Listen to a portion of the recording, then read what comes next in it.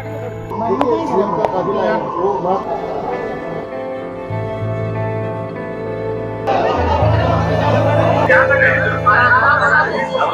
इस वक्त की बहुत ही मंदभागी खबर राजस्थान के जैसलमेर तो सामने आ रही है, जिथे कि एक एसी बस में भयानक अग लग गई, जिस कारण एक नहीं दो नहीं सगों 20 लोग अपनी जान गवा चुके हैं। जी हाँ, जोधपुर जैसलमेर हाईवे ते थयात पिंड के नजदीक दोपहर 3:30 वजे स्लीपर बस विच एसी दी गैस लीक होने के बाद शॉर्ट सर्किट नाल अग लग गई सी। दस्सिया जा रहा है कि बस विच 40 यात्री सवार सन, 20 लोग जिंदा सड़ गए अते जदकि 50 तो वध झुलस गए। 16 लोगों नूं जोधपुर के अस्पताल दे विच भर्ती करवाया गया है। हताहत दे विच महिलावां अते बच्चे भी शामिल सन। पुलिस रिपोर्ट के मुताबिक जैसलमेर तो बस 3 वजे जोधपुर के लिए रवाना हुई सी। सब तो वड्डी लापरवाही ये रही कि अग लगन के बाद मेन गेट ही लॉक हो गया। एमरजेंसी गेट नहीं होना अते विंडो जाम होने के कारण यात्री विच ही फसे रह गए। इस नाल ही बस की डिग्गी दे विच रखे पटाकियां दे विच भी अग होर तेजी नाल फैल गई। दूजे पासे यात्री अंदर सड़ते रहे अते बाहर सड़क ते लोग बेबस खड़े रहे। देर रात मुख मंत्री भजन लाल शर्मा मौके ते पहुंचे अते जख्मियां नूं हर संभव इलाज दे लई आदेश दिते। बहरहाल जैसलमेर बस हादसे दे विच प्रधानमंत्री राहत कोष दे विचों मृतकां दे परिवार नूं 2 लाख रुपए अते जख्मियां नूं 50,000 दी आर्थिक सहायता देण दी घोषणा की गई है। प्रधानमंत्री नरेंद्र मोदी ने सोशल मीडिया ते लिखा है कि जैसलमेर दे विच हुई दुर्घटना दे नाल होई जान माल दी हानि दे नाल मन व्यथित है। इस औखे समय दे विच मेरी संवेदनावां मृतक दे परिवारां दे नाल हन अते जख्मियां दे जल्द ठीक होण दी मैं कामना करदा हां। तबाही के समंदर दे विच जोधपुर दे एक महेंद्र नामक परिवार का पूरा परिवार ही इस हादसे का शिकार हो गया। हादसे दे विच महेंद्र मेघवाल का पूरा परिवार खत्म हो गया। महेंद्र जोधपुर दे बालेसर दे लावारान शेतरावा दे रहन वाले सन। अजे भी वो जैसलमेर दे इंदिरा कॉलोनी दे विच रहिंदे हन। वो गोला बारूद डिपू दे विच पोस्टेड सन। इस हादसे दे विच महेंद्र, उन्हां दी पत्नी, 2 बेटियां अते एक बेटा हादसे का शिकार हो गए। दूजे पासे बस यात्रियों के परिवारक मैंबरां नूं जिवें जिवें घटना का पता चलिया तो परिवारां दी तलाश दे विच हस्पताल पहुंचने शुरू हो गए। बहरहाल तस्वीरां बेहद ही दर्दनाक अते खौफनाक हैं। जिस तरीके दीयां अग दीयां लपटां दे विच तुसीं बस नूं देख सकते हो, मंजर कितना भयानक अते खौफनाक होएगा तस्वीरां बयान कर रही ने।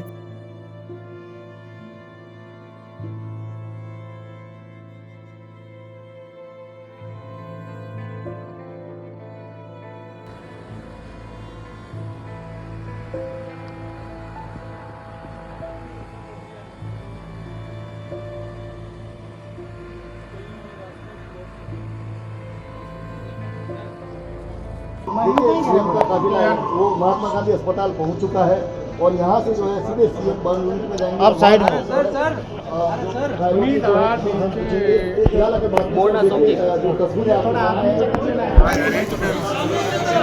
अरे सामने से हटो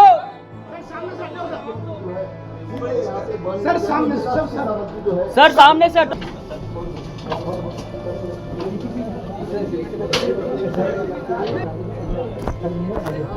बस में क्या बस में भी कोई ऐसी है जो बस में बस के अंदर लोग मतलब बस की जो जिस बुरी तरीके से चली है बस, जो विस्फोट हुआ जिस तरीके से, मैंने कभी जिंदगी में नहीं देखा। सर सवाल ये है, पुलिस बॉडी तो वहाँ मिल चुकी है, एक रास्ते में कैजुअलिटी हो गई थी, ऐसे भी कोई बस में है क्या जो बुरी तरह से जल के खत्म हो गए? देखो, बस के अंदर तो जो आर्मी ने निकालना था निकल गए, पर कोई ऐसी बॉडीज जो है जो बिल्कुल ही खाक हो गई उसका हम कह नहीं सकते। हम जो है डीएनए का टेस्टिंग कराएंगे और दूसरा हम जितने भी लोग हैं उनसे हम जांच कर रहे हैं कि भाई किसके सवारी किसकी चढ़ी, तो वो जो किसी के लोग जो है अगर किसी के परिवार के जो वापस घर नहीं आए वगैरह तो वो आइडेंटिफिकेशन एक अलग से है। सर एक सवाल और है सर। देखिए सर कितनी ऐसा है, देखो देखिए आप पत्रिका ही नहीं, कोई भी नागरिक के साथ में कुछ भी होता है नहीं, मैं इसकी जांच मैं कल करा दूंगा। आपको बोला जो घटना जैसलमेर के थयात गांव में हुई है वाकई दुखद है और पूरे प्रदेश में एक दुख की लहर है। जाहिर सी बात है कि जो तमाम लोग जो आज यहाँ पहुंचे हैं, जो जोधपुर तक जिनको ले आया गया है घायल अवस्था में, हम सभी की नैतिक जिम्मेदारी बनती है कि हम इनके लिए कुछ न कुछ करें। आज का समय जो है, मुझे लग रहा है कि ये किसी टीका टिप्पणी का नहीं है कि प्रशासन की खामियों को गिनाने के हमारे पास और भी काफी समय रहेगा, पर वर्तमान समय में जो घायल है उनके परिवारजनों को हिम्मत देने की जरूरत है। साथ ही साथ वो तमाम लोग जिनकी अभी तक जो आइडेंटिफाई नहीं हुए, मेरा निवेदन है कि एक हेल्पलाइन नंबर जो अभी जिला प्रशासन के द्वारा जारी किए गए हैं, आप सब पधारें और डीएनए सैंपल दें।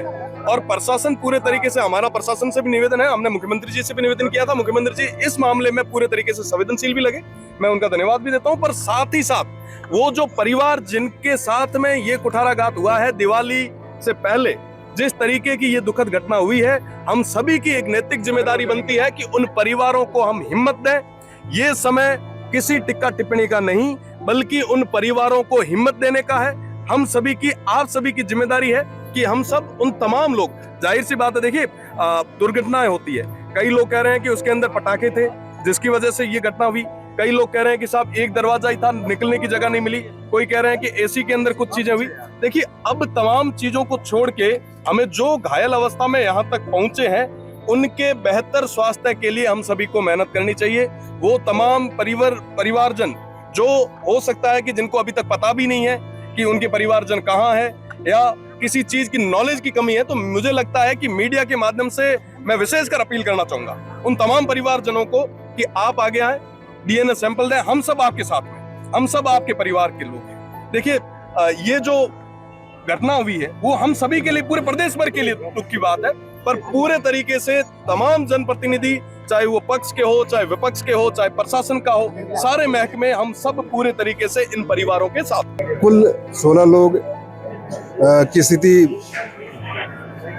दयनीय थी और उनको जैसलमेर से यहाँ चिकित्सा के लिए ट्रांसफर किया गया था।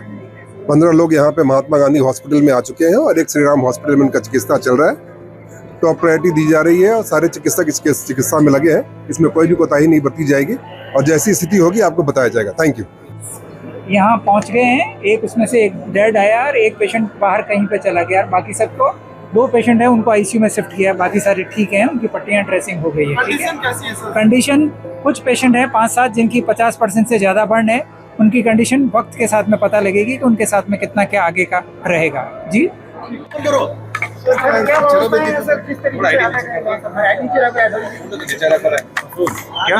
किस तरीके से अलर्ट है सर? क्या अलर्ट मोड पे क्या रखा गया, क्या सुविधाएं जो यहाँ पहले से तैयारी करनी चाहिए?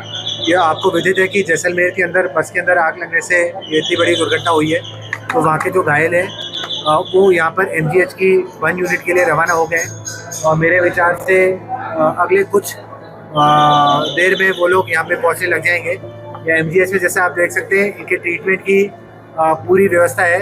यहाँ पे जो हमारी 1 यूनिट है, सारे पूरे हॉस्पिटल पूरी तरह से रेडी है एंड पेशेंट्स को जो भी बेस्ट पॉसिबल केयर है वो दिया जाएगा। सर कितने घायल आ रहे हैं? अभी तक 16 की सूचना हमारे को तो सूचना मिली है कि क्योंकि वो बर्न की एक त्रासदी हुई है, उस त्रासदी में ज़्यादातर लोग बर्न हुए हैं और उनमें से बहुत ज़्यादा सीरियसली जो बर्न हुए हैं उनकी जो बॉडीज़ उन्होंने वहाँ रखी है और उनके लिए हम डीप फ्रीज की व्यवस्थाएं कर रहे हैं और वो हम पहुँचाने का प्रयास करेंगे कि आज रात में ही पहुँच जाए या सुबह तक पहुँच जाएगी, क्योंकि बड़े बड़े डीप फ्रीजेस हैं। और जो घायल हुए हैं, जो बर्न हुए, उनके हिसाब से हमने हमारे सर्जरी के डिपार्टमेंट, प्लास्टिक सर्जरी के डिपार्टमेंट और जो दूसरे डिपार्टमेंट हैं उनकी व्यवस्थाएँ हमने कर ली है। जैसे ही वो लोग पहुँचेंगे, उनको जैसी जैसी ज़रूरत होगी उस हिसाब से उनके इन्वेस्टिगेशंस, उनके टेस्ट, उनकी पट्टियाँ, ड्रेसिंग और उनको जो व्यवस्थाएं हमको उपलब्ध करानी है उसके लिए हम सारा व्यवस्थाएं कर रहे हैं। तो एमडीएम का स्टाफ, एमजीएच का स्टाफ और एमडीएम का स्टाफ दोनों कोलैबोरेट करके उसको काम को करने का प्रयास करेंगे। कितने घायल आ रहे हैं क्या? अभी सूचनाएं हमारे को इतनी मिली है कि 15 के आसपास घायल वहाँ से रवाना हुए, अलग अलग एम्बुलेंसेज में रवाना हुए हैं। अब वो कैसे कैसे पहुंचते हैं उसके हिसाब से हम उनको रिसीव करेंगे। सर, आप कितने फ्रीज व्यवस्था करने का प्रयास कर रहे हैं? एक बार जो है हमारे पास में जो स्टेक है नई फ्रीज की, वो अभी 6 फ्रीज एक साथ बॉडीज उसमें रख सकती है, तो वो तो हम रवाना करने का प्रयास करेंगे। बाहर पेरिफेरी में जो उपलब्ध है उनसे हम लेके उनको भी रवाना करेंगे, जैसे भी हम भेज पाएंगे, जितने उपलब्ध होंगे उनको एक बार भिजवाने की कोशिश करेंगे, कल तक और भी पहुँचा पाएंगे। जी सर। मरीजों को यहाँ पर रेफ़र किया गया है और उनमें से 2 ऑलरेडी आ चुके हैं, बाकी ऑन द वे हैं। यहाँ पे उनके इलाज के लिए पूरी प्रॉपर व्यवस्था है एंड बेस्ट पॉसिबल इलाज उनको दिया जाएगा। मेरा आप सबके माध्यम से यही अनुरोध है, इस समय जो सबसे ज़्यादा खतरा मरीज को होता है वो इन्फेक्शन से होता है। अपनी जो प्रेजेंस है, किसी और ह्यूमन की प्रेजेंस से इन्फेक्शन फैलने का खतरा होता है। तो जो मेडिकल प्रोटोकॉल है उसकी पूरी पालना कराएं और जो वार्ड है उसके अंदर ना अनावश्यक रूप से अनऑथराइज लोगों को ना आए। आशीष दवे है, इतनी सूचना है वो ट्रैवल कर रहा है, बस आके टाइम पे एडमिट हो जाए या हमको स्थिति पता पड़ जाए स्वस्थ है क्या है, क्योंकि उन बच्चों का फोन नहीं लग रहा, वो एम्बुलेंस में आ रहा है। हाँ, बस में हादसा हुआ है, बस वही कितनी, क्योंकि क्या क्लियरिटी नहीं है कि एमडीए में जा रहा है कि एमजीएच आ रहा है। हाँ, बस वही है।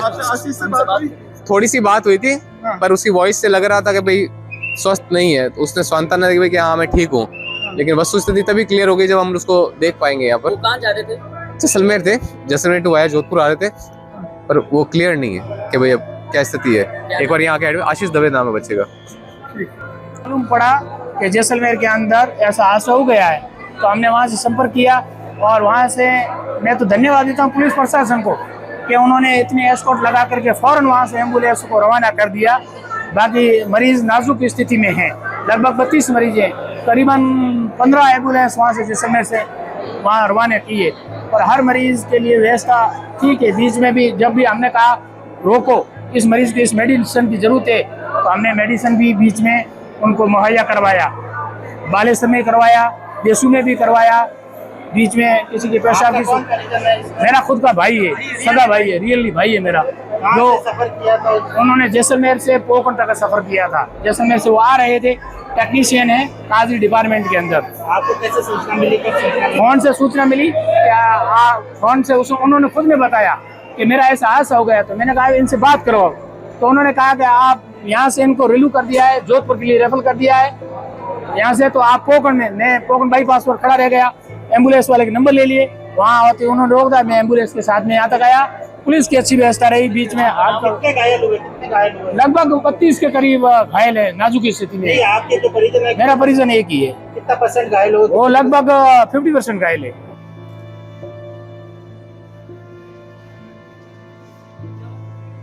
बहरहाल सच ਨੂੰ ਅਦਾਰਾ ਇਸ ਦੁਰਘਟਨਾ ਦੇ ਵਿੱਚ ਜੋ ਬੇਸ਼ਕੀਮਤੀ ਜਾਨ ਵੀ ਲੋਕਾਂ ਨੇ ਗਵਾ ਲਈ, ਉਹਨਾਂ ਦੇ ਪ੍ਰਤੀ ਸੱਚੀ ਸ਼ਰਧਾਂਜਲੀ ਅਰਪਿਤ ਕਰਦਾ ਹੈ ਅਤੇ ਜੋ ਜ਼ਖਮੀ ਇਸ ਘਟਨਾ ਦੇ ਵਿੱਚ ਹਨ ਉਹਨਾਂ ਦੇ ਜਲਦ ਸਿਹਤਯਾਬੀ ਦੇ ਲਈ ਪ੍ਰਮਾਤਮਾ ਅੱਗੇ ਦੁਆ ਕਰਦਾ ਹੈ।